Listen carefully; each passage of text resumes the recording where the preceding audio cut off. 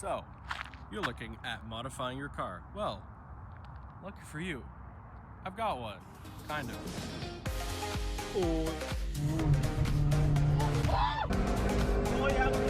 This is actually a base model Lancer. But let's be real, everybody wants to modify their cars to make them go faster. So I've done several mods to this car, and I'm going to explain to you exactly what I've done and separate performance mods into tiers. So you got tier 1, tier 2, tier 3, and that's going to help us get a better understanding of the different kinds of mods there are. So let's say that a tier 1 mod is going to be a modification that you can do to get you anywhere from 0 to 10 horsepower.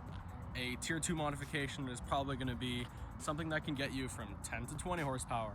And then a tier 3 modification is going to be something 20 and up. So I'd like to start off in the back of the car. Let's go on an adventure. So I'm guessing first and foremost, everybody can guess already that this is going to be the most popular car mod that people are going to do. This is an exhaust system. Now, exhaust systems can be separated and divided into different components. So if you have something at the rear axle, that would be an axle back. Or if you have something relatively where the cat is, that would be a cat back.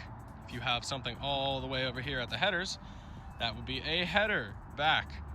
So you're gonna get increasing horsepower for the amount of exhaust that you actually change on your car. So for a 4-cylinder such as this one, anywhere from 1.8 to 2.5 liters, I don't know how big the biggest 4-cylinder is, exhaust modifications like an axle back or a header back will get you anywhere from about, realistically I'm talking here, not manufacturer specs, maybe 1 to 8 horsepower, realistically. Another thing you can do for more power is get rid of the cat on your car. It's right under there.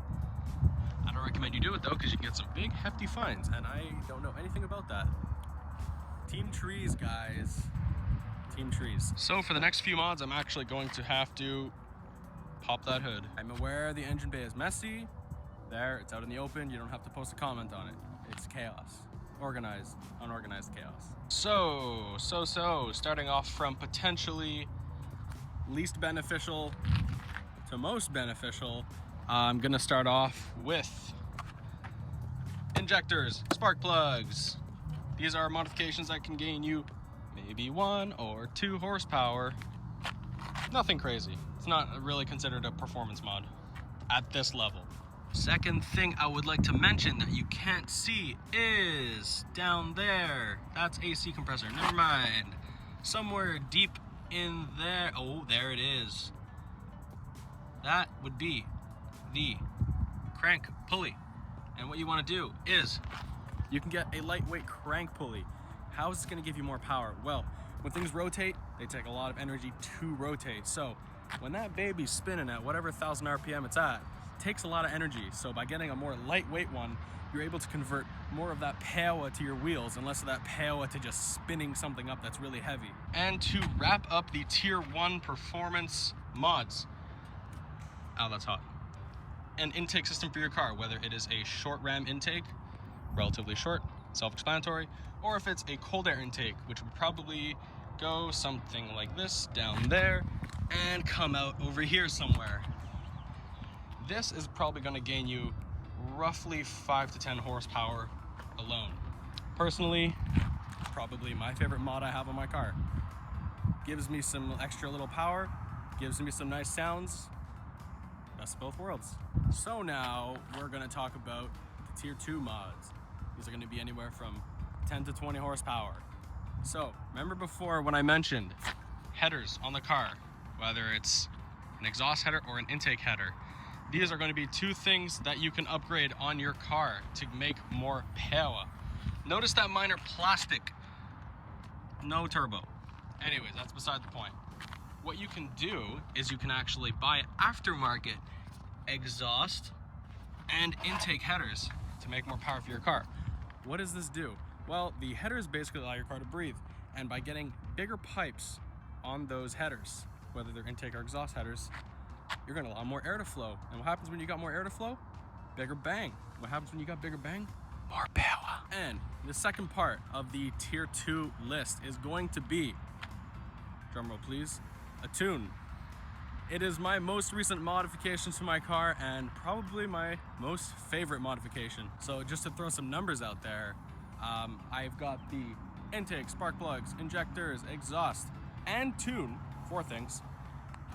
So that's all giving me roughly in the ballpark of 20 to 30 horsepower. Definitely nothing to flash at Evo and STI owners. However, it does make this car a little bit more fun. Also, bonus of the tune, my car pops really loud whenever I want now, and it can shoot flames, which is always a nice plus.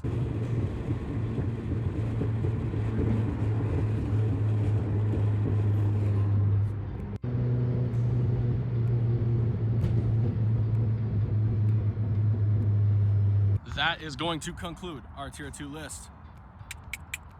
Tier 3 time. Now we're looking at things you can pair with a tune to make more than 20 horsepower. And once again, we're gonna start off in the engine bay. Actually, everything's in the engine bay, but we're starting off in the engine bay with bada bing, bada boom, camshafts. Steven, I don't wanna change my camshafts. What do camshafts even do? Are they just pieces of metal? Whoa, whoa, whoa, whoa. Calm down. In simplest terms, your camshafts have little lobes on them, which basically tell the engine or allow a certain amount of air into the engine within a certain fixed duration of time. And upgrading camshafts is going to allow more air for a longer period of time into your engine. So once again, more air in, bigger bang. This is, however, going to be on the slightly more expensive side of the modification list, but definitely worthwhile if you're trying to make more power. So another modification you can do, tier 3 list, is going to be a supercharger or a turbocharger.